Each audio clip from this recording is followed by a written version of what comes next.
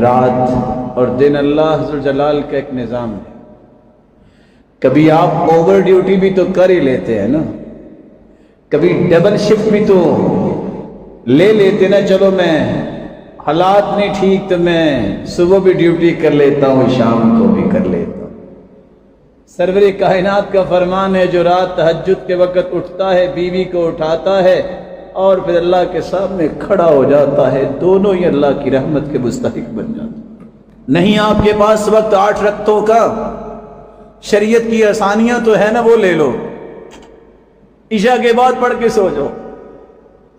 کان یقوم فی آخر اللیل وفی وسطہ وفی اول اللیل، رات کے شروع میں پڑھ لو، درمیان میں پڑھ لو، آخر میں پڑھ لو۔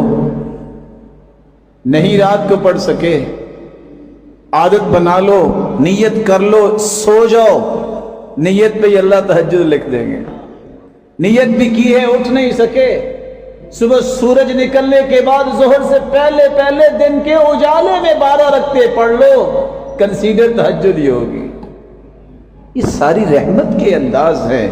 اللہ اپنے سے دور نہیں کرنا چاہتے اپنے پیاروں کو، لیکن پیاروں کو بھی تو قریب ہونے کی تڑپ تو ہونی چاہیے۔